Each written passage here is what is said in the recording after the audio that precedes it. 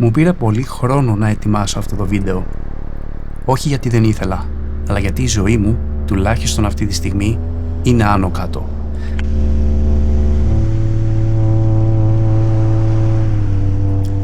Και αν ακολουθείτε αυτό το κανάλι, πιθανότατα να ξέρετε ότι ζω στην Ιρλανδία, τουλάχιστον 10 χρόνια τώρα. Αλλά φέτος είναι η χρονιά που αποφάσισα να αφήσω τη ζωή μου εδώ, να παρατήσω τη δουλειά μου, να πουλήσω τα πάντα και να φύγω. Φυσικά, δεν ήταν απόφαση της στιγμής, αλλά την αλλαγή αυτή τη σκεφτόμουν για πάνω από 1 χρόνο, αναλύοντας τα προτερήματα και τα μειονεκτήματα. Για την ακρίβεια, αναφέρθηκα σε κάποιους από τους λόγους στο βίντεο που έκανα στο τέλος του 2023. Από τότε είχε αρχίσει το σχέδιο να μπαίνει σε εφαρμογή. Δεν ήταν εύκολη απόφαση και τα συναισθήματα είναι ανάμεικτα. Η επιστροφή στην Ελλάδα, κατά πολλούς, δεν είναι λογική, αλλά για μένα, από πλευράς στρατηγικής, είναι η πιο λογική λύση για να προχωρήσω μπροστά. Όχι γιατί η Ελλάδα θα προσφέρει κάτι ιδιαίτερο, αλλά κυρίως γιατί εκεί έχω την απαραίτητη υποδομή για να δουλέψω όπως θέλω. Και δεν αποφάσισα να φύγω γιατί δεν περνούσα καλά στην Ιρλανδία ή γιατί μου έλειπε η Ελλάδα. Το αντίθετο.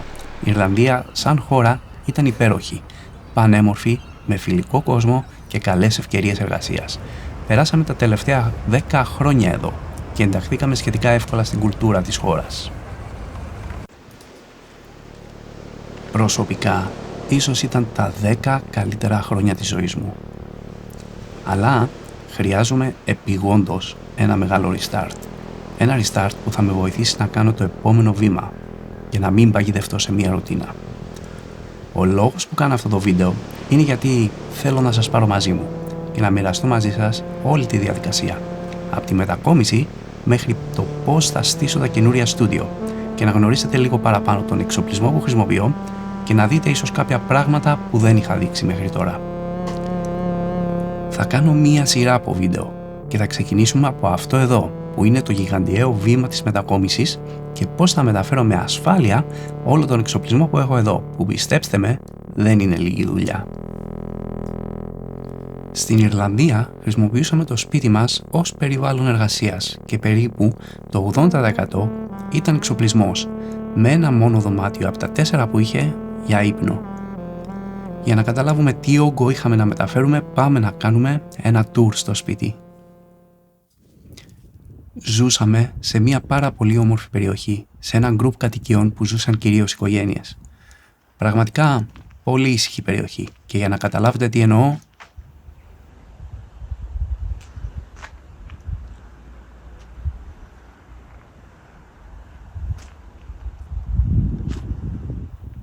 δεν ακούς απολύτως τίποτα, πέρα από τις σπάνιες περιπτώσεις που έχει ήλιο και βγαίνουν τα παιδιά να παίξουν στην περιοχή.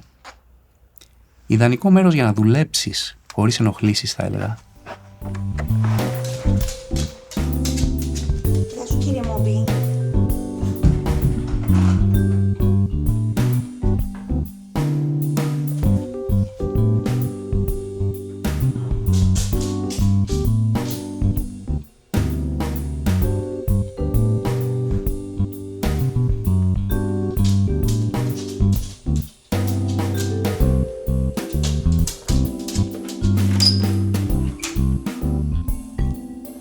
Και αυτό ακριβώς που έλεγα, ότι όλοι οι χώροι με κάποιο τρόπο είχαν διαμορφωθεί για να καλύπτουν κάποια ανάγκη.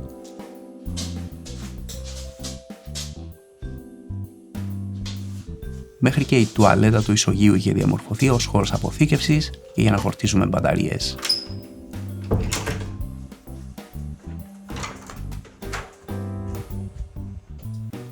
Σε όλο το σπίτι υπήρχαν αποθηκευτικοί χώροι και ο συγκεκριμένος είχε κυρίως εργαλεία.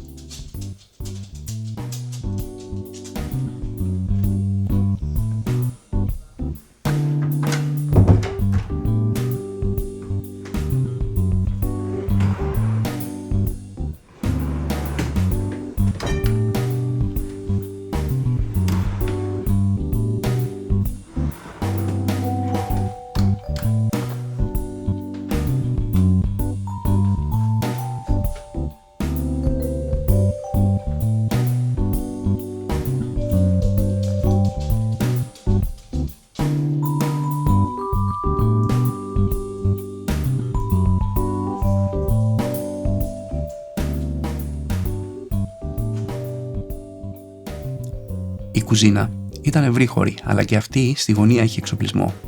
Εδώ κρατούσαμε ό,τι χρειαζόταν για τα βίντεο του YouTube, κυρίως και κάποια μεγάλα charts.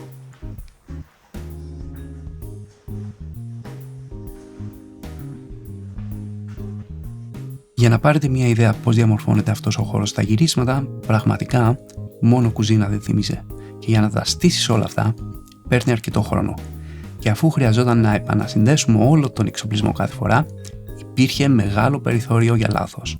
Όπως να παραλείψουμε κάτι και να μην γραφτεί σωστά ο ήχος ή μια ρύθμιση όπως το ISO να μην ελεγχθεί.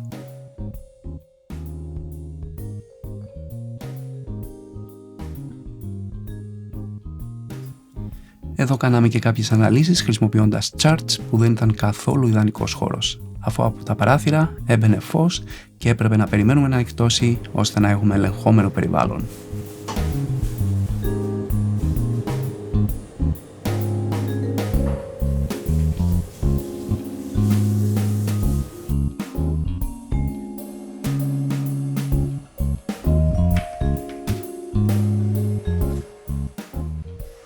Το σαλόνι το κρατήσαμε σχεδόν ακέραιο ως χώρος για να ξεκουραζόμαστε, να βλέπουμε ταινίες, gaming κλπ.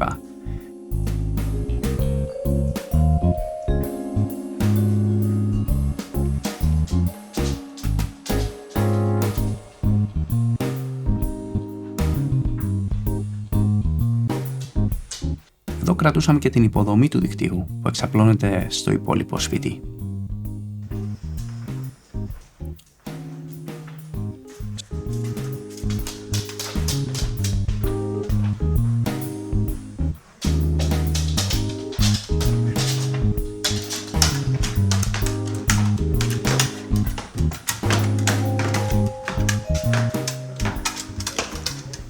Ο δεύτερος όροφος ήταν όλος προσαρμοσμένος ως χώρος εργασίας. Το home office μου ήταν εκεί, απλά ένα μικρό δωμάτιο που το χρησιμοποιούσαμε για να δουλεύω από το σπίτι. Όμορφος χώρος με αρκετό φως και τον αγαπούσα ιδιαίτερα.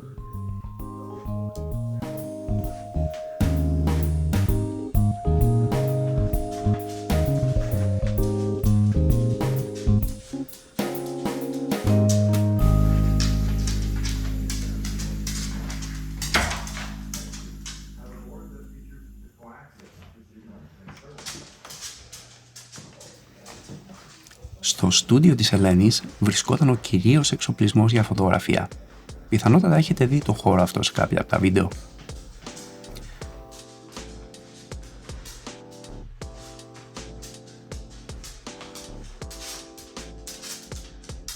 Αυτό υποτίθεται ήταν το master bedroom του σπιτιού, αλλά στην περίπτωση μας έγινε και αυτό χώρος εργασίας. Εδώ είχε ένα Mac Studio, φακούς, κάμερες, φωτογραφικές, gimbals, 2 NAS, ένα Synology και ένα Unraid, που σε αυτά ήταν συνδεμένα όλα τα κομπιούτερ στο σπίτι.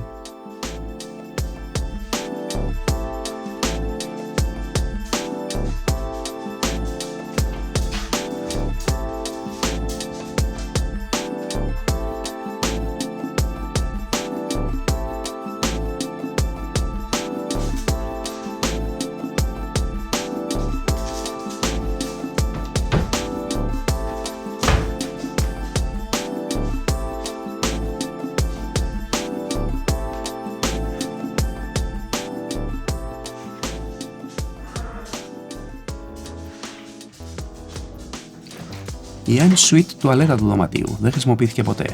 Έγινε για την ακρίβεια χώρος που κρατούσαμε οργανωμένα καλώδια, αντάπτορες, αλλά και χώρος για να αποθηκεύουμε softbox.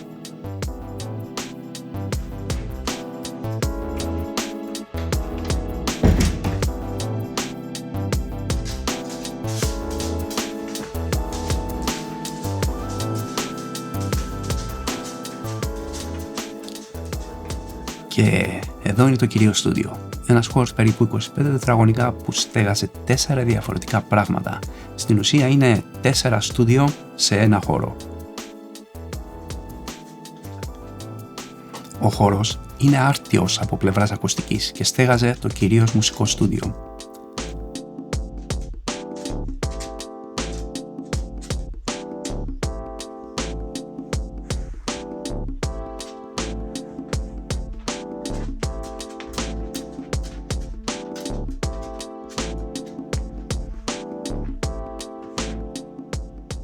Αυτό εδώ είναι ένα 3D workstation, βασικά ένα PC τούμπανο για να δουλεύω Houdini, Unreal Engine και άλλα βαριά προγράμματα.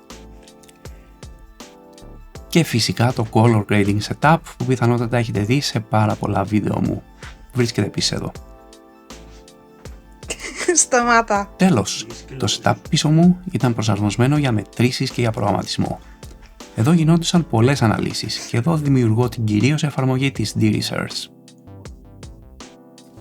Όπως βλέπετε, ο χώρος ήταν υπερβολικά φορτωμένος και προσπαθούσε να κάνει πολλά πράγματα μαζί, όπως μουσική, προγραμματισμό και τρισδιάστατα γραφικά, κανένα όμως καλά. Ήταν δύσκολο να κινηθείς και κάποιες φορές που ήθελα να κάνω επιπλέον μετρήσεις χρειαζόταν πολύς χρόνος για να προσαρμόσω το χώρο. Ενώ αν ήθελα να κάνω κάποιο YouTube βίντεο έπρεπε να στήσω φώτα, κάμερες κλπ. Με μεγάλα πάλι περιθώρια για λάθος. Τέλος, αυτός ο χώρος είχε ακόμη μία τουαλέτα. Ευτυχώς δεν έγινε αποθήκη.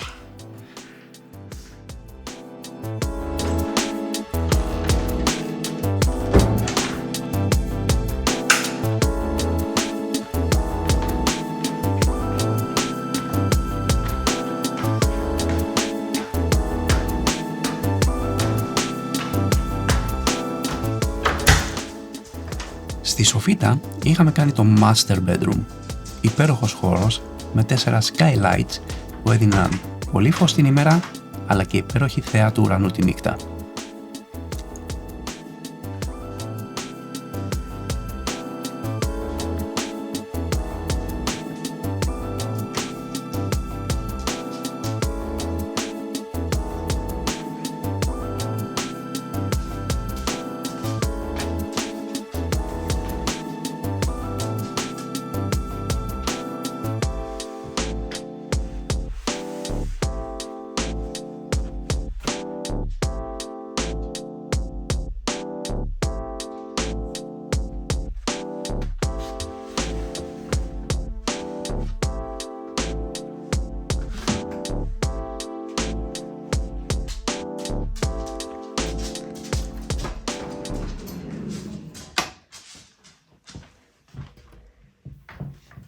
Όλη η στέγη ήταν επίσης προσαρμοσμένη για αποθήκευση και μας είχε διευκολύνει πολύ.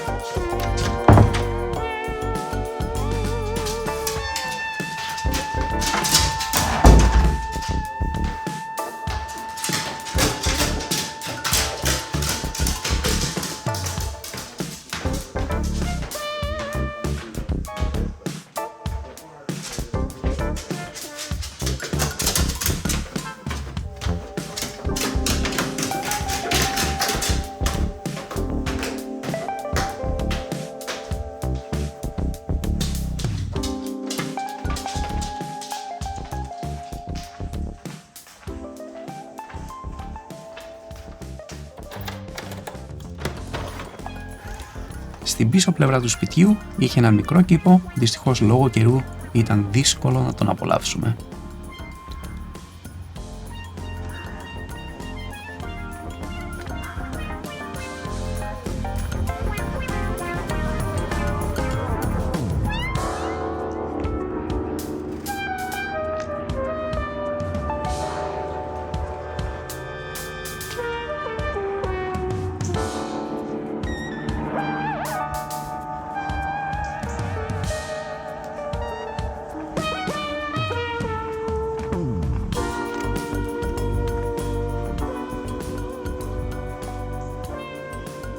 Είχε επίσης ένα καλυβάκι κήπου που και αυτό μας βόλευε πάρα πολύ ως αποθήκη.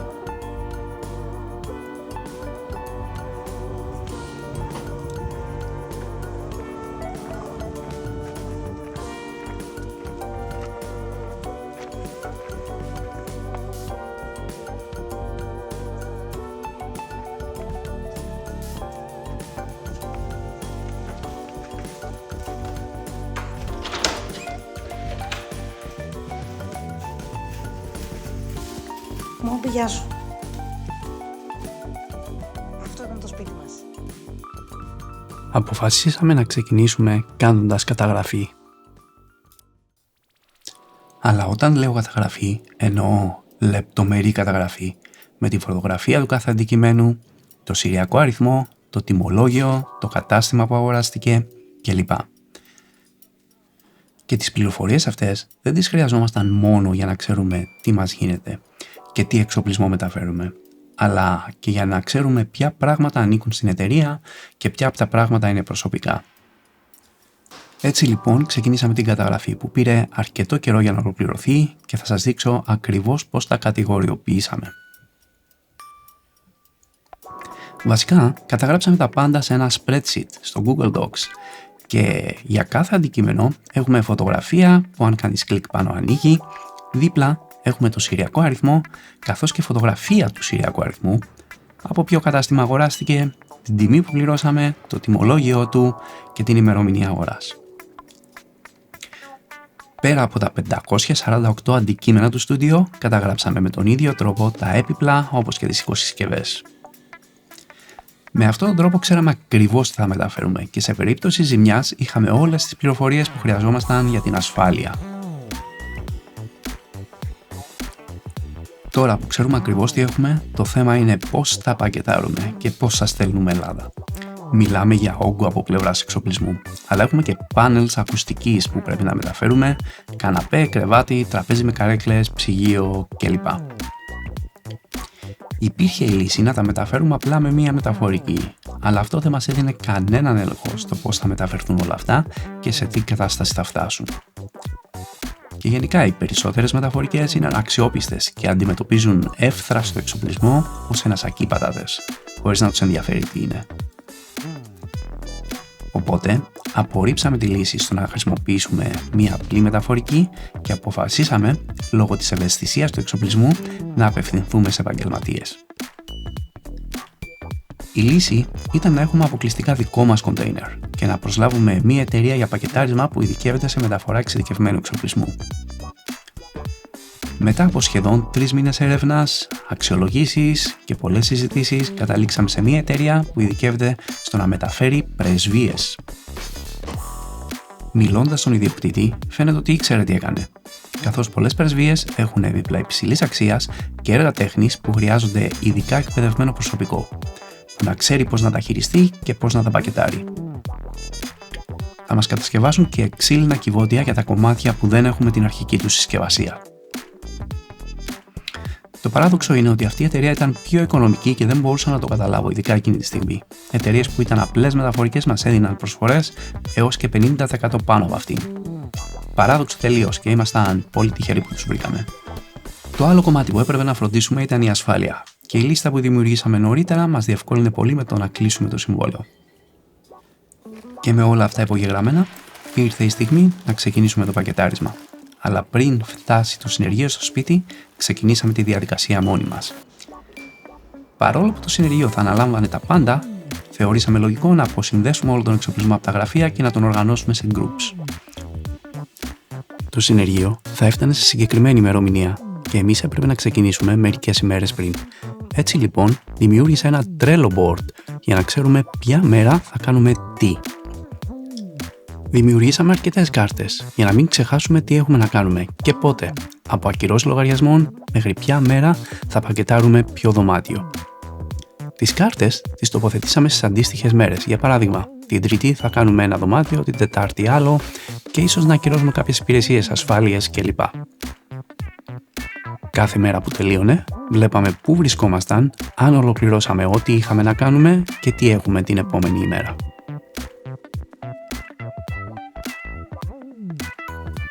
Ο πιο ακριβώς και ευαίσθητος εξοπλισμός, όπως σπεκτροφωτόμετρα, η Sony Burano και η καλύτερη φακή, έπρεπε να μεταφερθούν στο αεροδρόμιο μαζί μας. Αυτά τοποθετήθηκαν σε βαλιτσάκια μεταφοράς και τα αφήσαμε στην άκρη. Και φυσικά, αφού αποσυνδέω τα πάντα, ήταν μια καλή ευκαιρία για ένα καλό καθάρισμα στα PC και στα Mac, που είχαν να καθαριστούν τουλάχιστον 3 χρόνια.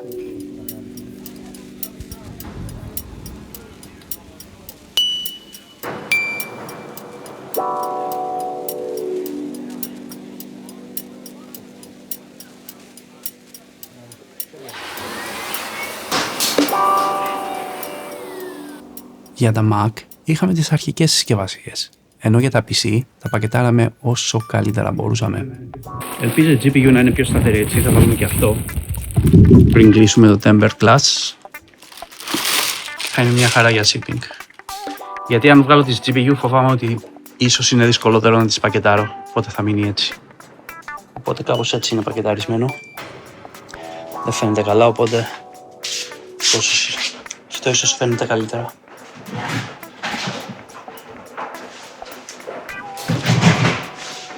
Yeah.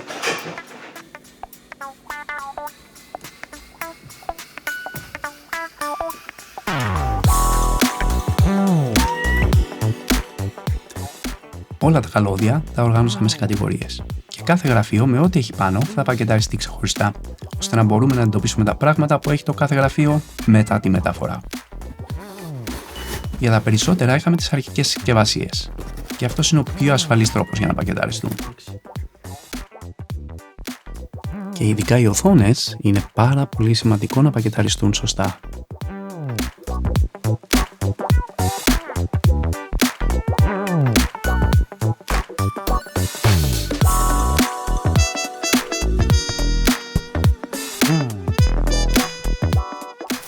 Σε κάθε συσκευασία βάλαμε και όλα τα αξεσουάρ του προϊόντος. Αλλιώς θα επικρατούσε χάος αν τα είχαμε σε διαφορετικές κουτές.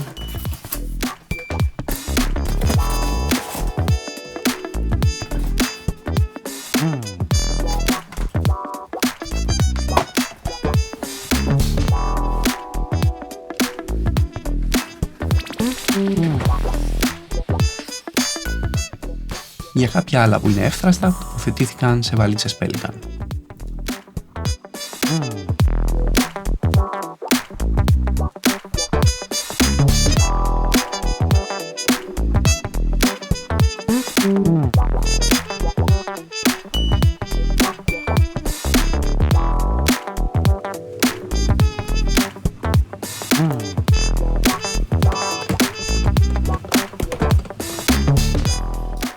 Τα τρίποδα, τα protection monitor, καθώς και τα φώτα πακεταρίστηκαν στις θήκες που είχαν.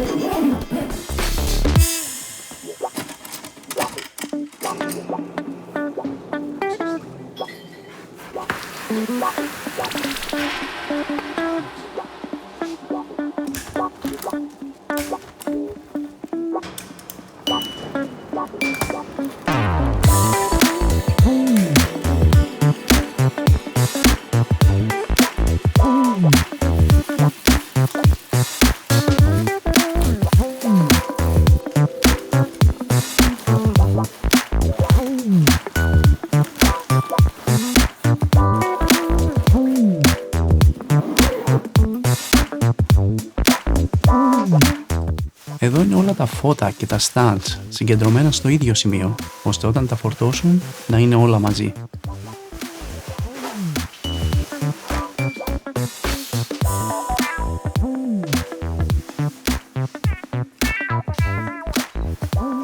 Με το γραφείο της Ελένης ακολουθήσαμε την ίδια διαδικασία, αποσυνδέοντας όλο τον εξοπλισμό και οργανώνοντας τον σε groups.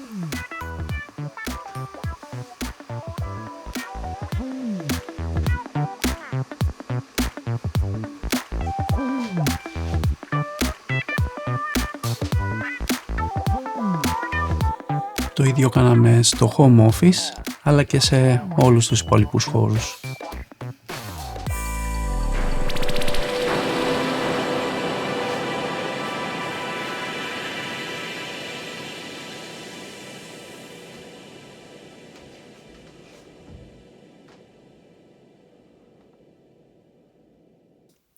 Στη συνέχεια έφτασε στο συνεργείο, που αποσυναρμολόγησε όλα τα έπιπλα, τα περιτύλιξε και φρόντισε να πακεταριστούν σωστά.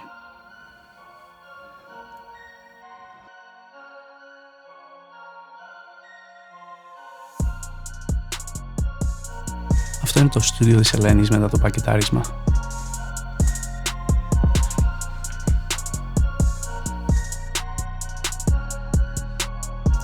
Και εδώ είναι πώς φαίνεται το στούντιο μου, ενώ έχουν μπει όλα στις κούτες τους.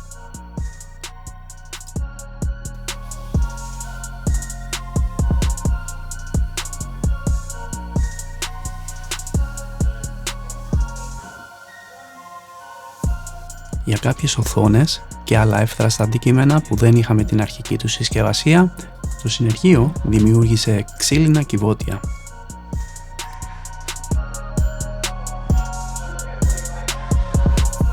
Και τέλος, ήρθε το τεράστιο κοντέινερ που φορτώθηκε όλο το σπίτι και ο εξοπλισμός. Και ναι, γέμισε. Όλο.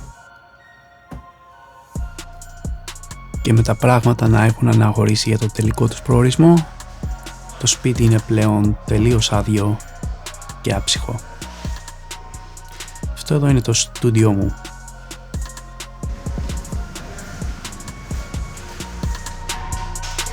Πάει το σετ μου. Πάει το σπίτι μου. Πάει το αυτοκίνητό μας. Πάνε όλα. Πάει Ireland. Μείναμε μόνο με τις βαλίτσες που θα πάρουμε μαζί μας στο αεροδρόμιο, που περιέχουν φακούς, κάμερες και σπεκτροφωτόμετρα, που είναι και ο πιο ευαίσθητος εξοπλισμός. Και με τις τελευταίες βαλίτσες αναχωρήσαμε για το αεροδρόμιο. Και όπως βλέπετε ήταν αρκετές οι βαλίτσες και είχαμε ιδιαίτερο πρόβλημα για να μπούμε στην καμπίνα με όλα αυτά. Φυσικά κλείσαμε μία επιπλέον θέση, αλλά και πάλι ενώ είχε προεγκριθεί από την Aegean, οι υπάλληλοι στο αεροδρόμιο μας δυσκόλεψαν αρκετά. Τελικά τα καταφέραμε όμως.